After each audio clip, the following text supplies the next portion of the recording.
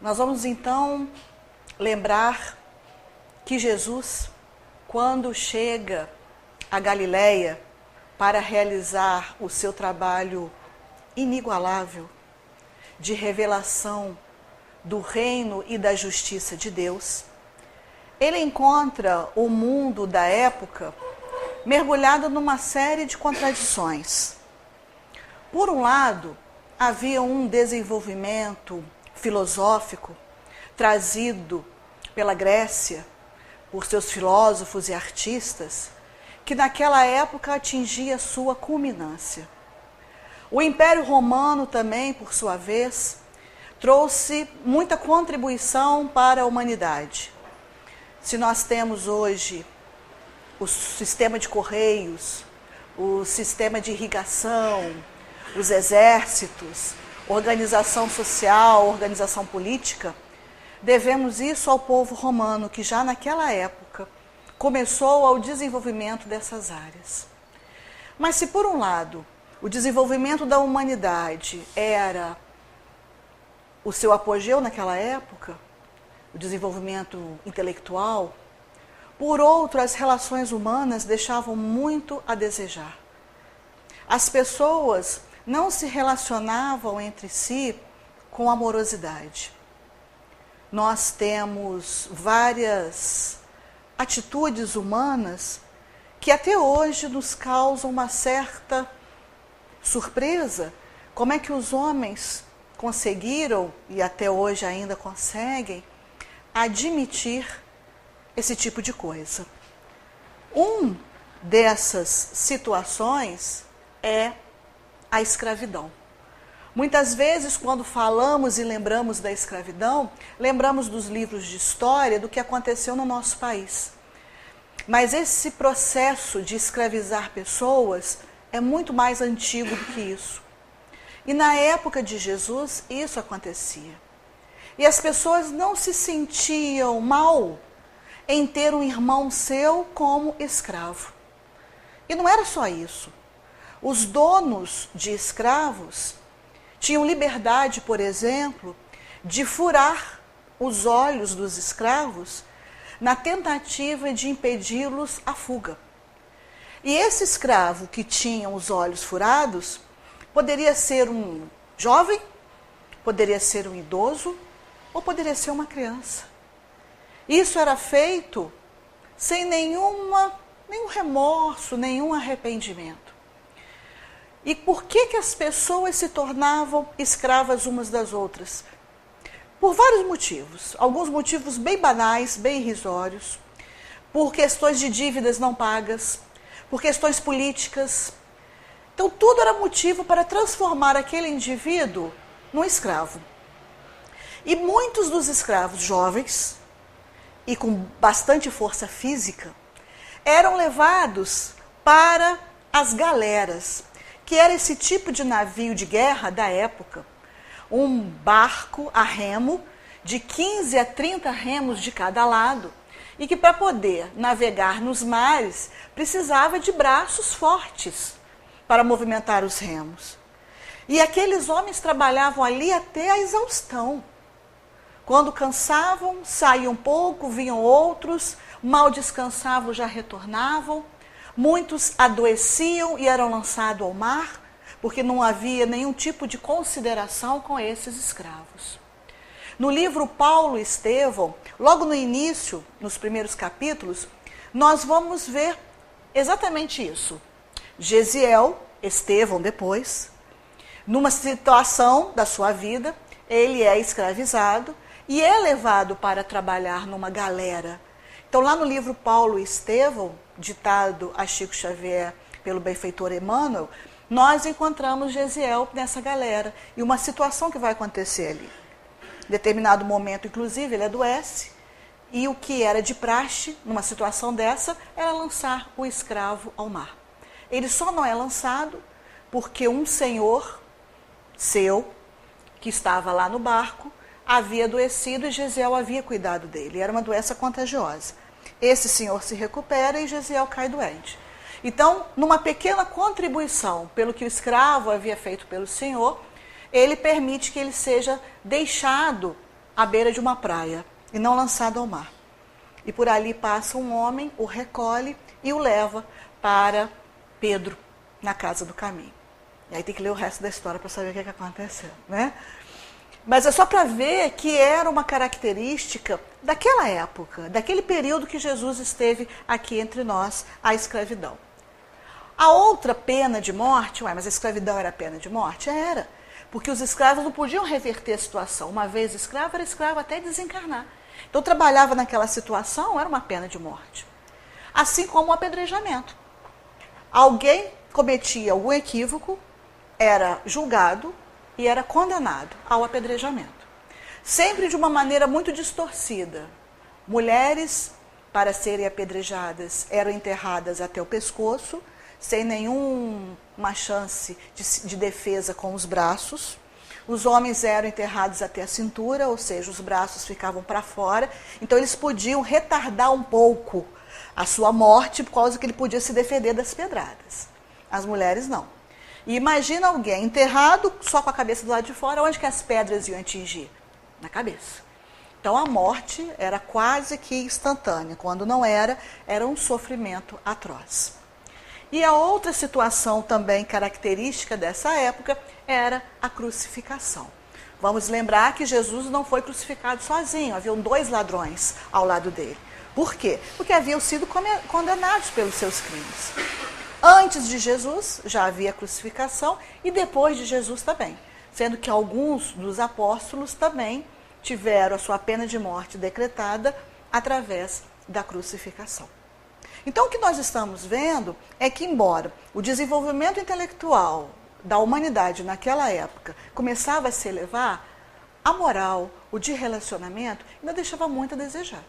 Então a gente compreende o trabalho árduo de Jesus de trazer uma visão diferente, nova, para aquele povo ainda tão embrutecido nessas relações sociais.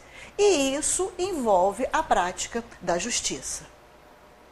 Então a humanidade acalentava um conceito de justiça bastante distorcido. O que era justo? O que era praticar a justiça naquela época? Não se diferenciava a justiça de vingança, pois as ações de justiça eram inspiradas pelos atos de crueldade. Né? Cegar alguém para que ele não possa fugir, tem um requinte de crueldade nisso aí. Cortar braços, cortar mãos, para que ele não tirasse algo que tinha tirado indevidamente, é um ato de crueldade muito grande.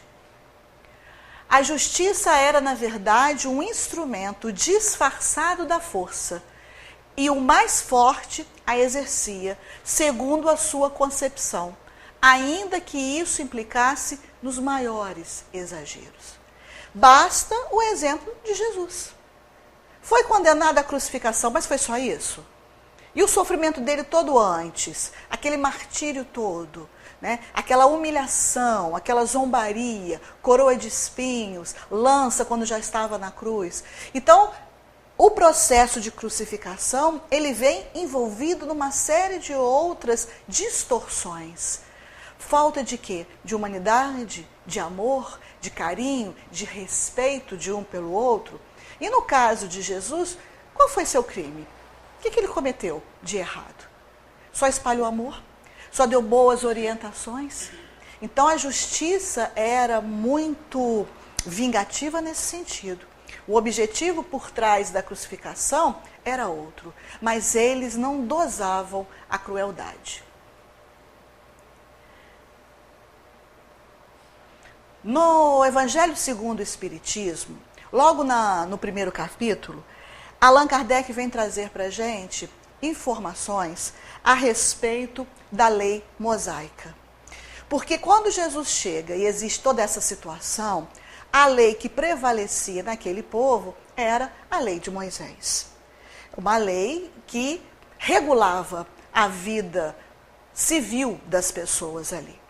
Então, mesmo a Palestina daquela época, estando sob a dominação de Roma, o que Roma fazia? Permitia que os judeus vivessem a sua justiça, os seus credos, os seus ritos, daquele mesmo jeito, até um determinado nível. Dali para frente, se não fosse resolvido, aí sim Roma entrava na conversa. Foi o que aconteceu, por exemplo, para condenar Jesus. Quando chega até Pôncio Pilatos, é porque a situação está ficando complicada. E aí entra Pôncio Pilatos para tentar resolver a situação. Quando Jesus, então, começa a falar de amor, quando ele começa a promulgar esse seu evangelho, e tem aquela passagem da mulher adúltera que é trazida para Jesus, os fariseus, os escribas, os doutores das leis, chegam perto do mestre e falam, olha, essa mulher foi pega em flagrante adultério. A lei de Moisés diz que nós devemos apedrejá-la. E tu o que dizes? Então, por que esses homens se referiram à lei de Moisés? Porque era a lei mosaica que estabelecia todos os critérios de justiça naquela época. Eles não estavam errados em perguntar isso. Todas as determinações, as regras, as proibições estavam dentro da lei mosaica. Mas quando nós falamos em Moisés, não sei com vocês, mas muitas vezes quando eu penso em Moisés, eu lembro de quê? O que vocês lembram? Vamos ver se é a mesma coisa que eu lembro.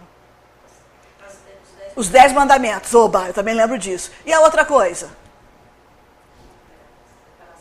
O mar, né? A abertura do mar para que o povo pudesse atravessar ali. A gente se foca às vezes nessas duas situações. Mas nós temos que lembrar que Moisés conseguiu retirar o povo hebreu do Egito. O povo hebreu ficou durante muitos anos escravos no Egito. E aí, em determinado momento, né, Moisés vai tirar o seu povo dali. E para tirar o povo dali e ir para a terra prometida, não foi uma coisa fácil. Moisés ficou durante muitos anos caminhando pelo deserto. E aquele povo já estava perdendo já a sua cultura, as suas tradições de povo judeu, porque tinham ficado sob o domínio dos egípcios. Então Moisés teve que fazer todo um trabalho de conscientização para resgatar tudo daquele povo. Então aquele povo era guerreiro, era rebelde, era revoltado. Havia várias características ali. Então Moisés precisava de leis severas para dar uma limitada naquele povo ali. Então, quando ele recebe os 10 mandamentos, as leis de Deus, que são aquelas 10 regras básicas, mas aquilo ali não era suficiente para aquele povo. Porque lembra que quando Moisés vai lá para o Monte Sinai, que ele recebe a tábua com os 10 mandamentos, quando ele volta, a bagunça já estava formada lá embaixo, ao pé do monte. Né? O seu povo que estava ali tinham feito ídolos para adorar, estavam com libertinagem, com bebida, com orgias, um período só que ele se afastou. Então ele viu que estava difícil para poder organizar aquele povo. Então o que Moisés faz? Além dos 10 mandamentos, ele cria outras regras, que é chamada de lei civil ou disciplinar. A lei mosaica, ainda hoje seguida por alguns povos, que consiste no Torá, que é um conjunto de 5 livros, tem 613 disposições. Porque só os 10 mandamentos não estavam dando certo. Então Moisés teve que criar, elaborar algumas regras permitidas, outras proibitivas, para fazer com que aquele povo pudesse ter uma conduta mais equilibrada do que eles vinham tendo ali. Mas como é que ele ia dizer, ó, gente, isso saiu da minha cabeça? Ele não podia. Então ele falava, né? São ordens de Deus, veio de Deus também. Porque se a gente parar para pensar, é engraçado, né? A lei de Deus diz, não matarás. Mas Moisés diz para apedrejar quem foi pego em adultério até a morte. Também incoerente. Quem pede para não matar, não pode permitir apedrejamento. Então a gente começa a entender, né, que esse apedrejamento, o que passou na cabeça de Moisés? Bom, a mulher, né, com medo de ser apedrejada, ela não vai permitir ser cortejada, consequentemente ela não vai permitir o adultério, com isso, pelo menos essa parte de adultério a gente não vai ter. De repente na cabeça desse foi isso que aconteceu, para tentar colocar aquele povo no rumo certo. Então a lei de Deus, que são os 10 mandamentos, essa lei ela é invariável.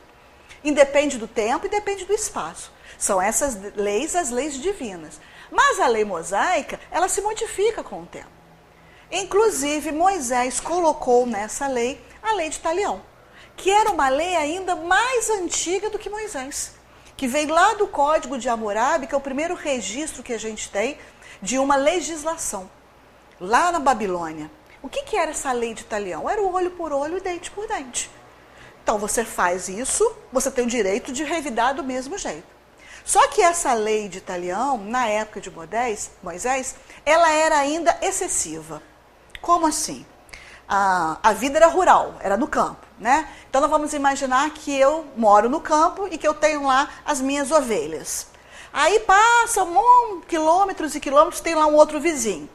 E aí eu descubro um dia de manhã que está faltando uma ovelhinha lá no meu rebanho. Só foi meu vizinho. Não tem mais ninguém por ali, foi ele que roubou. Aí eu vou lá, em vez de eu roubar uma ovelhinha, para ficar olho por olho, dente por dente, eu vou lá e roubo todas as ovelhas dele. Se ele tiver galinha, eu levo. Se tiver pato, eu levo. Né? Se tiver vaquinha, eu levo tudo. Então, a lei de talião que estava em vigor na lei de Moisés era assim.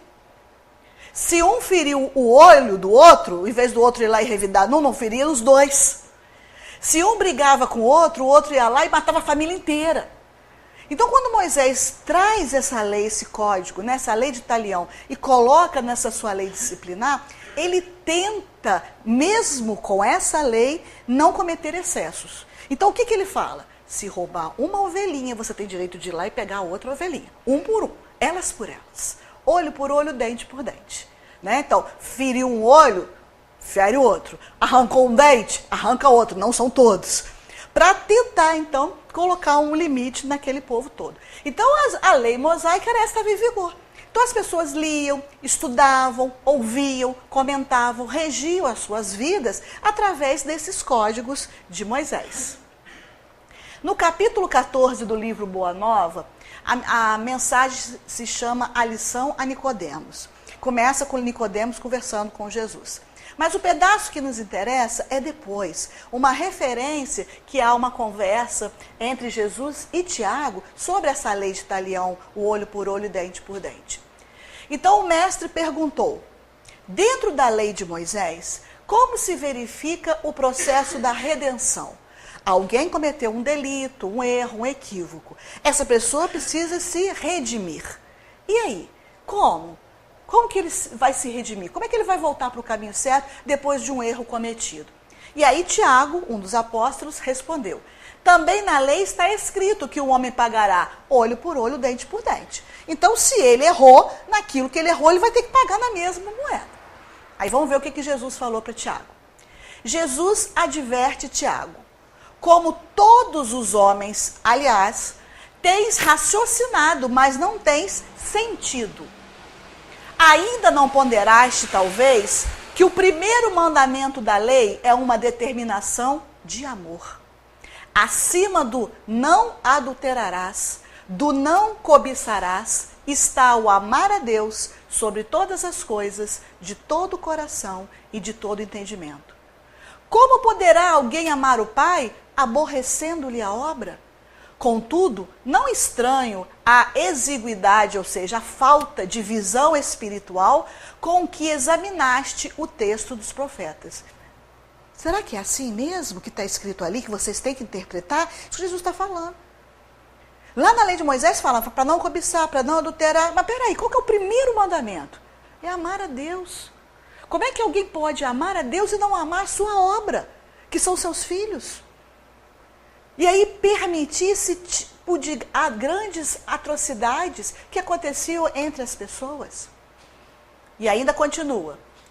Todas as criaturas hão feito o mesmo, investigando as revelações do céu com o egoísmo que lhes é próprio.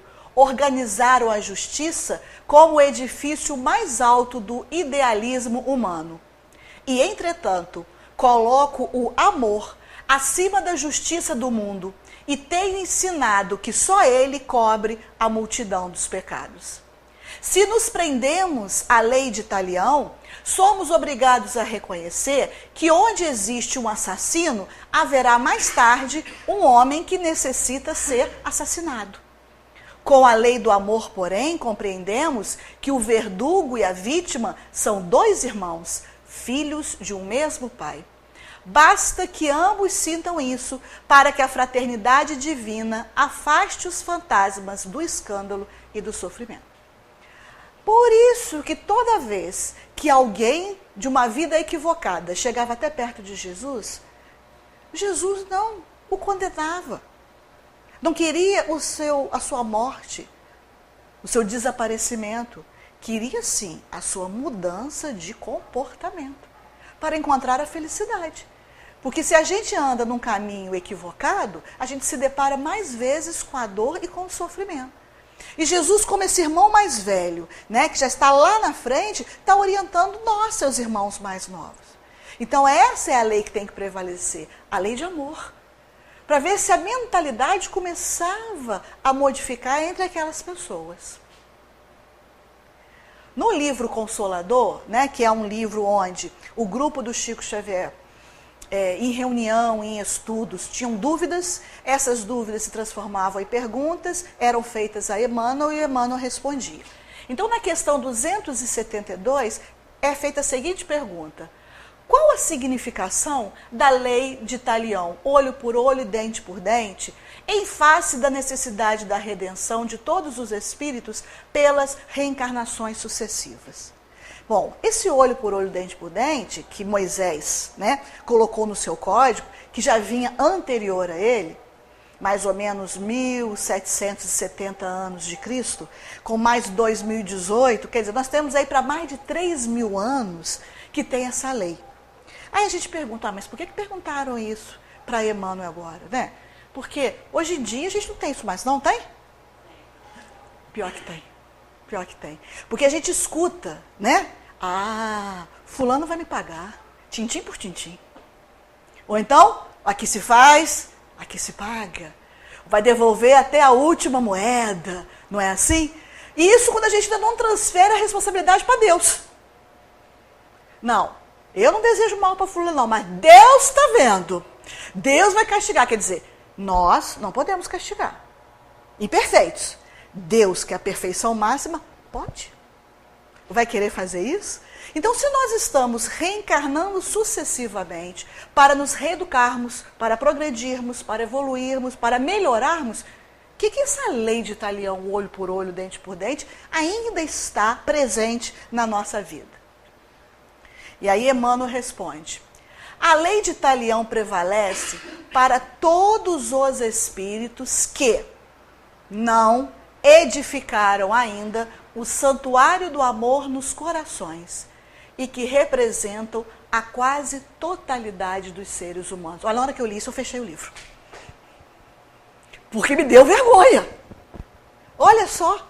Então, nós ainda utilizamos essa lei porque não temos o amor no coração.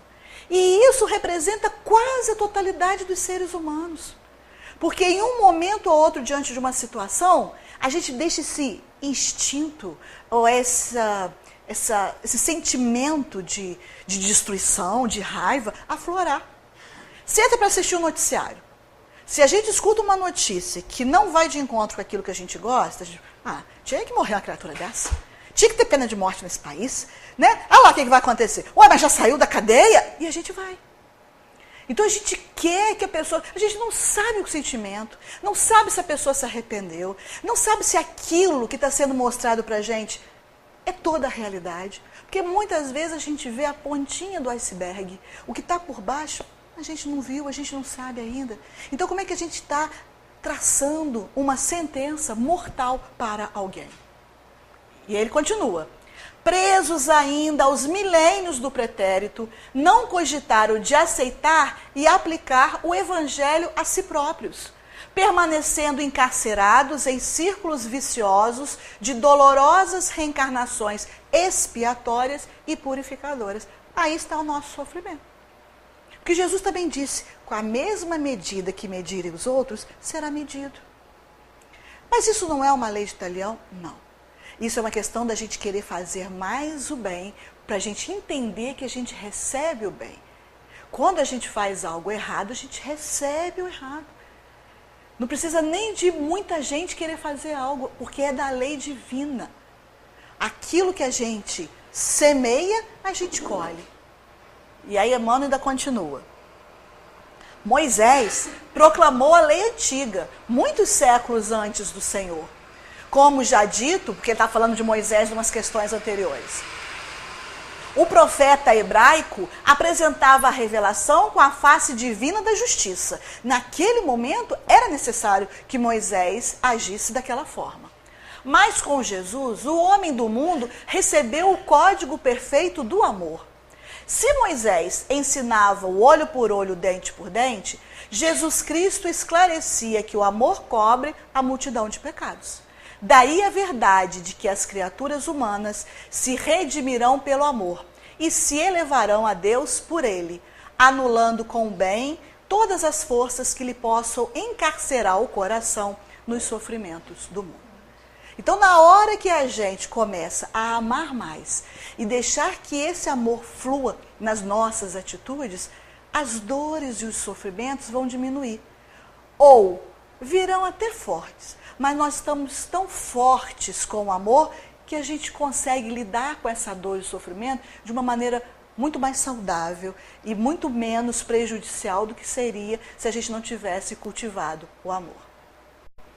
E aí a gente tem uma história até bem atual com relação ao olho por olho, dente por dente. Essa jovem, ela nasceu no Irã, Amineh Bahami, e estava frequentando a universidade, uma coisa muito recente no Irã, muito nova, das mulheres poderem estudar.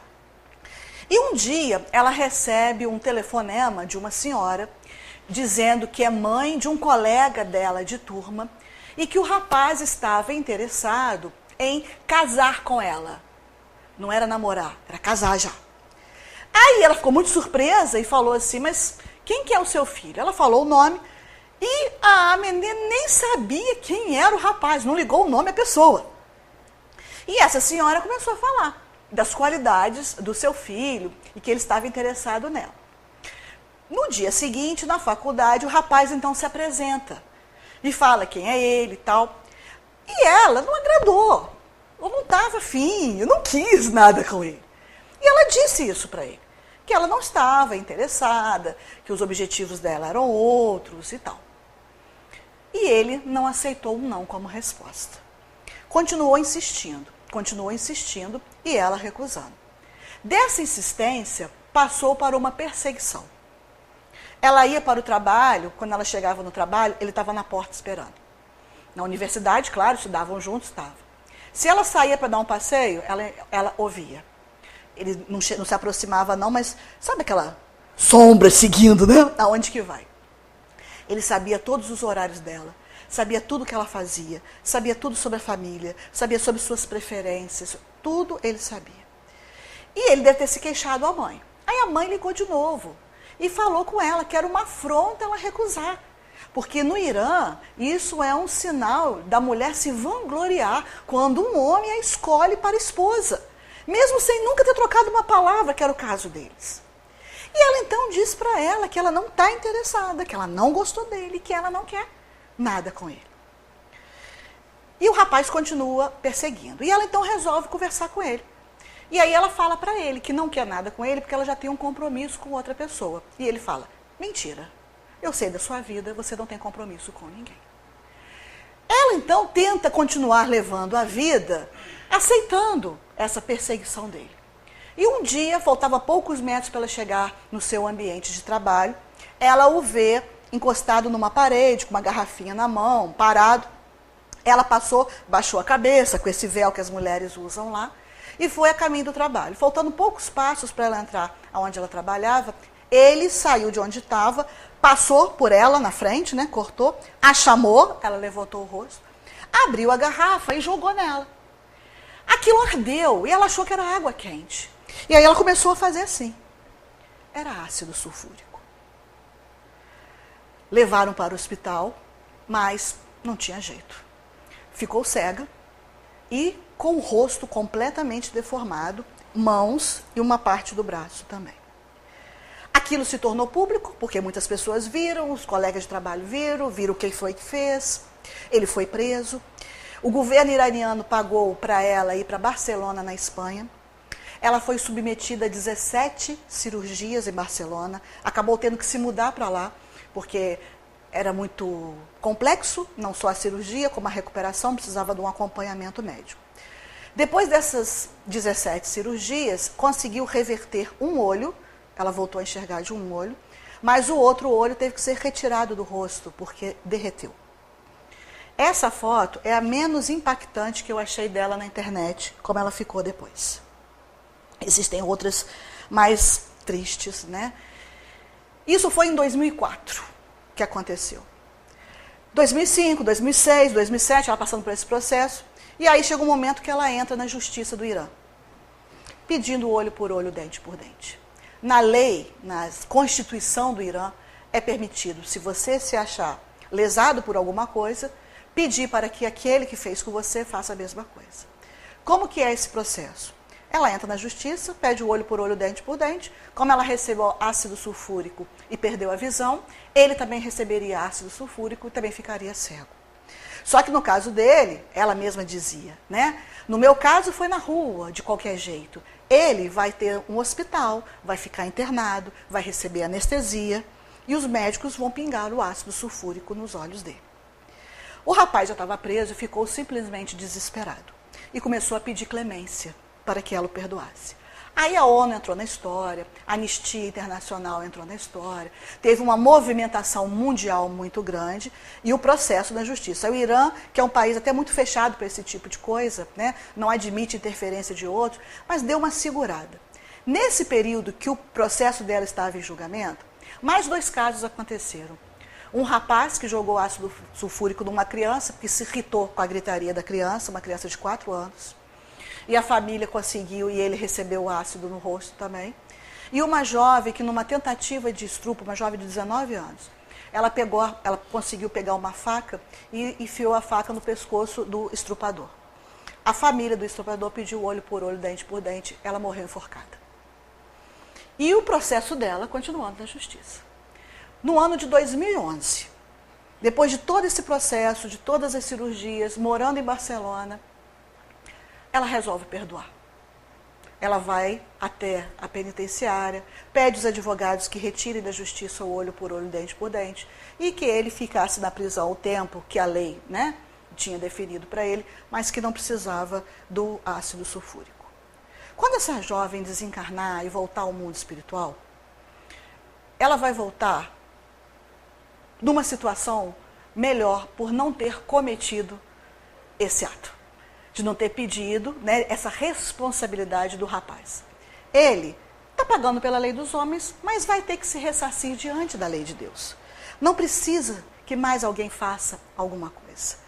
E aí ela então resolveu escrever um livro, que não tem em português, mas tem em espanhol, a tradução em espanhol, que se chama Olho por Olho, onde ela conta todo esse processo, todo o sofrimento das cirurgias, né, até o momento em que ela resolve perdoá-lo, no sentido de não querer que a lei de Talião vigorasse para ele. E aí, eu fiquei pensando, mas isso é longe, é lá no Irã, né? Como é que está a nossa situação aqui no Brasil? E aí eu encontrei uma pesquisa do Instituto Datafolha do ano de 2016. Essa pesquisa era sobre a pena de morte. Foi feita uma pesquisa para perguntar aos brasileiros, você é a favor ou você é contra a pena de morte no nosso país? Tem um dado interessante que vale a pena a gente ressaltar. Através do IBGE, do último censo, nós tivemos que 86,8% da nossa população brasileira se declarou cristã. Então nós temos uma maioria de cristãos no nosso país. Quem são os cristãos? São aqueles que seguem o Evangelho de Jesus, não é assim? Então é o que Jesus fazia, é o que Jesus pregava, é o exemplo dele. Agora vamos ver o resultado da pesquisa. 57% concorda com a pena de morte. Alguma coisa está errada. Se a maioria é cristã, se segue os preceitos de Jesus, Jesus sofreu uma pena de morte. E se tiver uma pena de morte, alguém também pode sofrer injustamente, porque nós não sabemos tudo. Quase 60% concorda. Qual é o evangelho que eles estão lendo? Qual é o evangelho que nós estamos lendo? Não é o mesmo evangelho? Onde Jesus perdoa, onde Jesus fala, vai, não peques mais, mude o seu comportamento, onde tenta educar a criatura. Quem é que chegava para conversar com Jesus? Eram criminosos? Eram prostitutas? Eram pessoas à margem da sociedade? Ele dizia que médico vem para os doentes. E o que nós queremos fazer com os que estão à margem da nossa sociedade? Matá-los? Vai resolver? Então, 57% concorda, 34% discorda, 6% são indiferentes e 3% não souberam responder. Então, é algo para a gente pensar. Né? Na hora que a gente se manifesta violentamente contra isso, se Jesus estivesse aqui do meu lado, o que ele olharia para mim? Né? Fazer, meu Deus do céu, o que você está fazendo? Porque não era isso. Ele repreendia os apóstolos quando essa violência vinha. Não é assim, calma, pondera. Não eram as atitudes dele? Ele revidou alguma coisa, aquele sofrimento todo? Então é uma coisa para a gente pensar. Reconhece-se de quem nós somos filhos pelas nossas características. Não é assim? Nossa, parece que seu pai, seu jeito é igualzinho dele. Nossa, você falou agora, vi sua mãe falando. A gente não escuta isso? Que muitas vezes a gente é o retrato dos pais. Nós somos filhos de quem? De Deus. Estamos mostrando para a sociedade o retrato de Deus, Pai de amor, Pai de misericórdia. Então isso aí é um dado muito interessante para a gente poder pensar. Porque esse aí é o nosso modelo e guia. Esse é o nosso mestre maior. Gandhi tem essa frase: de olho por olho e dente por dente, o mundo acabará cego e sem dentes. Né? Se todo mundo resolver o olho por olho, dente por dente, todo mundo vai se achar prejudicado em alguma coisa e vai querer revidar na mesma moeda. Então nós vamos ficar nessa situação aí. E o mundo, em vez de melhorar, vai piorar. No capítulo 8 do livro Pelos Caminhos de Jesus, de Divaldo e o espírito Amélia Rodrigues, no capítulo 8, a era do amor, um fariseu estava conversando com Jesus. E o fariseu não estava gostando muito das coisas que Jesus estava falando. Esse negócio aí do amor e tal. Então ele começa a fazer questionamentos a Jesus sobre a justiça. E Jesus fala para ele: justiçar não significa punir, revidar com o mal, tripudiar. Justiça deve ser, antes de tudo, propiciar a oportunidade da reparação e de educação. O criminoso é um enfermo. Punir é reagir com ódio. Cobrar erro com vingança é ser pior do que o delinquente. O ódio é vingador. E como a vingança expressa o estágio de primitivismo da criatura, esta não pode ser trazida ao código das leis em nome da justiça. Então, isso não é justiça. E quando Jesus fala ali que a oportunidade de reparação e de educação, no nosso Código Civil está assim. O criminoso está sendo chamado de reeducando, porque o objetivo é esse. As primeiras penitenciárias que surgiram na história da humanidade é porque tinha um indivíduo que estava causando prejuízo na sociedade. A ideia era, vamos retirá-lo da sociedade, colocá-lo sozinho, para ele repensar o seu posicionamento e depois que ele tiver consciência de que o que ele fez estava errado, a gente volta, insere ele na sociedade e fica tudo certo. Esse foi o objetivo. É claro que no decorrer da história as coisas mudaram. E as nossas penitenciárias hoje não são educativas, mas o objetivo primordial é esse: retirar o indivíduo da convivência da sociedade, readaptá-lo para que ele possa voltar para a sociedade e não cometer os mesmos erros, os mesmos crimes. E aí o fariseu continua: não será justo, segundo o teu código, né? Jesus está falando de amor, cobrar o olho por olho e dente por dente daquele que desgraçou o trem, roubou-lhe a vida, dilapidou o patrimônio alheio. Gente, vocês não falam isso também? Ah, mas não seria justo? Olha o que ele fez. Olha o mal que ele causou. Será que não é justo a gente querer que ele pague na mesma moeda? E a resposta de Jesus: matar o assassino não restitui a vida à vítima. Amputar os dedos ou as mãos ao ladrão não devolve o furto ao seu dono. Arrancar a língua do caluniador, de forma alguma, repara os males que a acusação falsa causou ao outro. O amor reabilita moralmente o caído, oferecendo-lhe os recursos para a própria recuperação. Quando o amor penetrar o íntimo dos homens, o ódio, que é a doença do egoísmo, cederá lugar à fraternidade e à compreensão. Porque é o que Jesus fazia. Chegava alguém ali, né, numa situação equivocada, ele conversava, ele esclarecia, ele orientava, ele mostrava o caminho. E dava oportunidade para aquela. Por isso que tantos espíritos que estiveram naquela época conseguiram se redimir. Conseguiram alavancar o seu progresso, conseguiram melhorar. Por quê? Porque aceitaram esse convite de amor de Jesus. E todas as vezes que nós utilizamos a justiça na história da humanidade sem amor, tivemos registrados os piores momentos da nossa história. O que eram as cruzadas? Em nome de Deus, o povo do Ocidente queria buscar as terras do Oriente. Então matavam-se os árabes, porque queriam que aquelas terras onde Jesus pisou fossem terras santas. E aquele povo que não era cristão não podia ficar ali. Então, em nome de Deus, matava-se os irmãos. Jesus faz muita questão de ter nascido ali na Palestina. O único lugar que pertence a ele é a Palestina? Ou ele é governador do planeta inteiro? Naquela época tinha que se escolher um lugar para ele vir encarnar. E tem um motivo para ter sido escolhido aquele lugar. Mas isso não quer dizer que ele goste mais daquele povo do que outro. E os homens foram se degladiando numa sangria violenta em nome de Deus.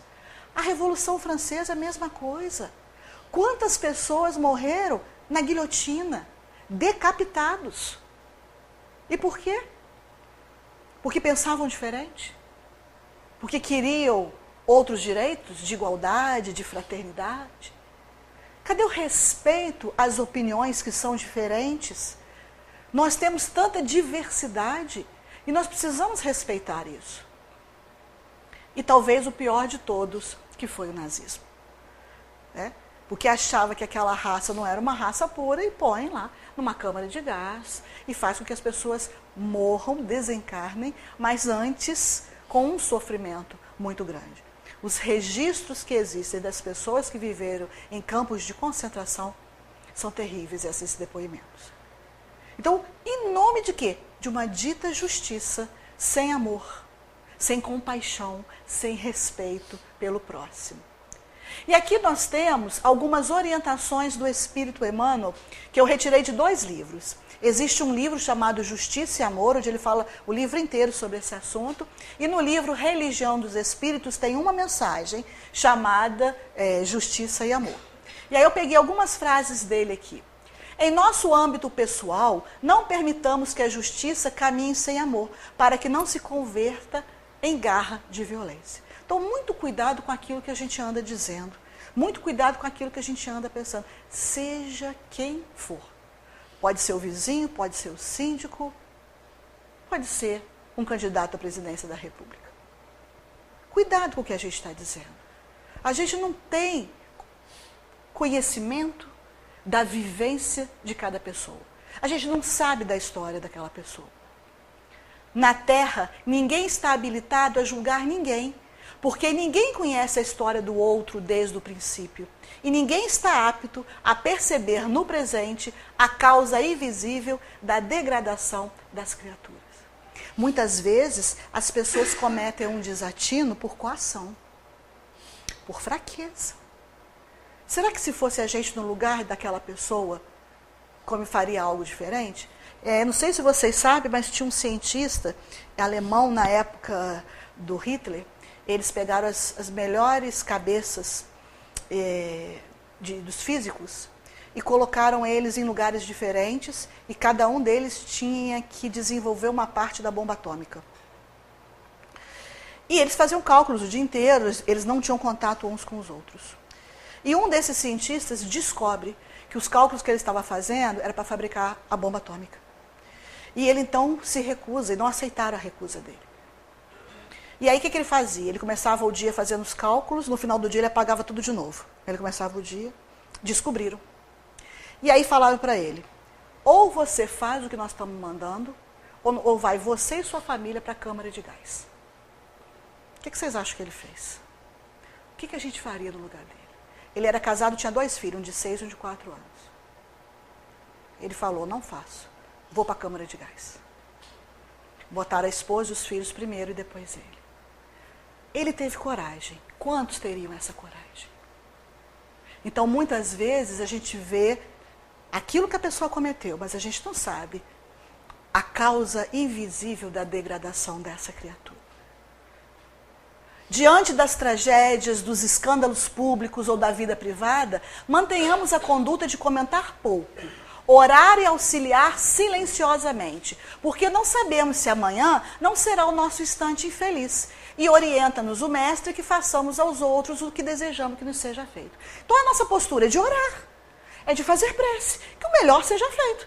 Agora o melhor não cabe a gente decidir e nem escolher. Né? Os rumos serão tomados. Jesus está no comando dessa nave. Deus está no comando dessa criação. Tudo está sob um controle de espíritos de alta hierarquia.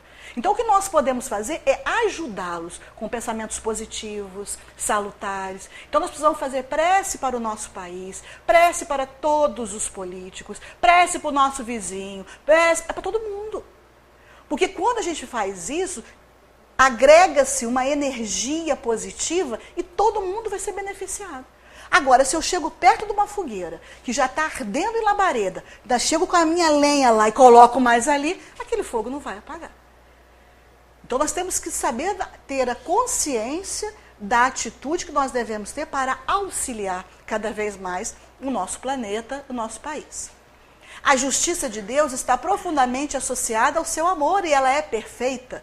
Ninguém sofre punição da consciência, ninguém padece remorsos quando não tem agido com intencionalidade de ferir ou perturbar a lei divina. Então, esses que estão ferindo a lei divina, com intenção, né, esses vão ter remorsos. Pode demorar um século, pode demorar 2, mas uma hora vai ter. Está aí no livro, dos livros da literatura, quantos casos de espírito que estavam por um caminho equivocado e que, num determinado momento, há um despertamento. Porque no mundo terreno podem se encontrar, isso aqui eu achei o máximo, podem se encontrar injustiças, mas não injustiçados. A injustiça pode acontecer, mas se acontece é porque aquele injustiçado devia alguma coisa à lei divina. Olha que interessante. Pois compreendes que qualquer que venha sofrer isso ou aquilo na terra está resgatando perante a lei. Né? No livro do André Luiz, Libertação, se eu não me engano, no capítulo 10, conta a história de um rapaz que foi preso porque teve um roubo no trabalho dele, um assassinato. E ele foi acusado injustamente, ele não tinha culpa. E ele foi preso. E aí lá o benfeitor estava explicando para o André Luiz.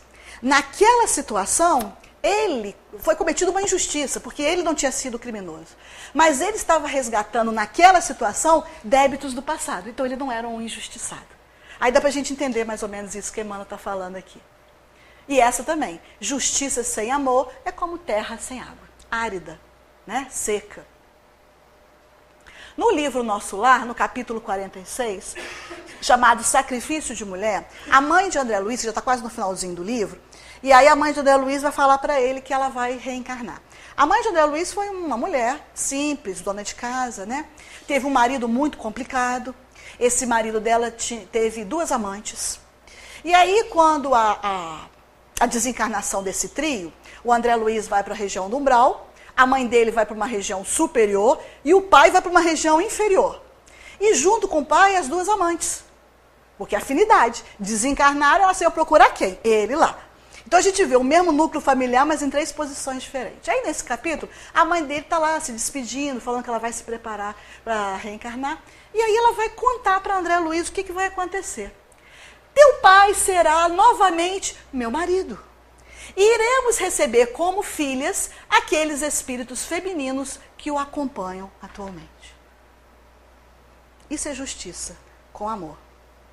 Porque eu acho que se fosse eu ia falar assim para os benfeitores, não, peraí. Ele vai ser meu marido de novo? Tá legal. Mas agora eu que vou ter amante. É o olho por olho, dente por dente. Né? Olha esse espírito, olha a envergadura. Por que o espírito estava numa posição melhor? Ela aceita vir de novo com ele e aceita as amantes como filhas. Então esse espírito já está vivenciando isso. Ela não quer desforra, ela não quer vingança. Por quê? Porque o espírito, quando avança, quando progride, quando cresce, ele quer ajudar os que estão na retaguarda. Como ela já está numa situação boa, ela quer que aqueles a quem ela ame também fiquem numa situação boa. Então ela quer ajudar ao pai, quer ajudar. André Luiz deve ter ficado com o queixo lá embaixo, né? Na hora que ouviu isso. Mas olha só, é um exemplo, né?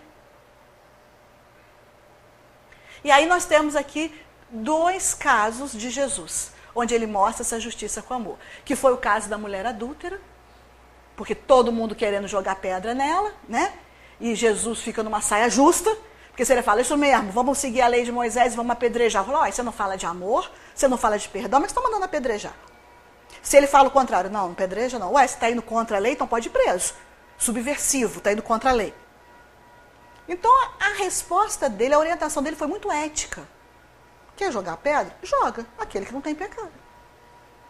Então pode começar. E naquela hora, né, a envergadura moral de Jesus tão alta que as próprias pessoas que estavam ali, no caso homens, eles não tiveram coragem de mentir. Porque alguém podia pegar uma pedra e falar, eu posso, eu não tenho pecado nenhum.